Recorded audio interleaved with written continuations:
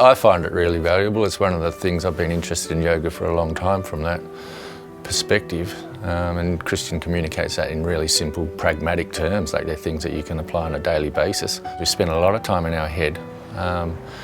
And this process really, I think for any man or any person, brings them out of their head to feeling their body, feeling their emotions. I think there's a whole lot of benefits. I mean, you can start with the way that the program is put together.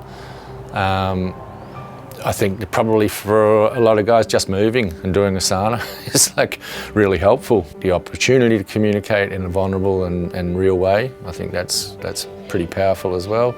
And then the processes of calming the nervous system, which, you know, everyday life, that's an extremely powerful thing. And for me personally, that's the gold right there, is calming the nervous system down in a reliable and repeatable way. And I think that's got huge benefit for every man, or every person, but every man in this situation, because we don't do it that often and we don't have space to do that often.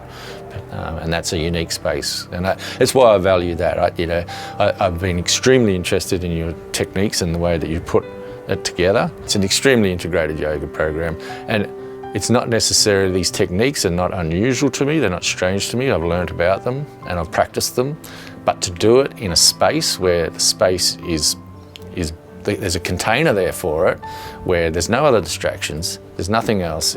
We're all sitting together as a group and we're all focused on doing this one thing, and it makes it a more repeatable, profound opportunity to actually calm the nervous system in a meaningful way, which can be very hard to repeat in the busyness of the home even, or the busyness in everyday life. We're driven by will, discipline and fear. And that's what we've been taught. Like, we need to get things done. We need to be productive. We need to, and it's, you know, will and discipline are useful, but they're also dangerous. We start giving ourselves a hard time. And that's what I've done my whole life, giving myself a hard time, having to be a top performer to feel normal.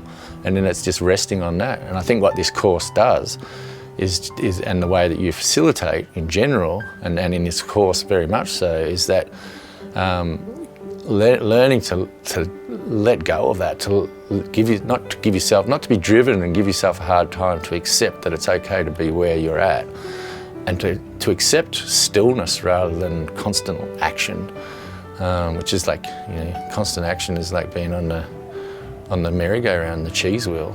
And just rest for a bit. Rest, I think we're all men and all people, but, you know, men, because we're driven by action, we don't rest enough. And this course really is helping me integrate that in a more meaningful way. The regularity of that practice, regularity of sitting with a group that has that orientation and has that as an objective, and with a facilitator who's very skilled at doing that.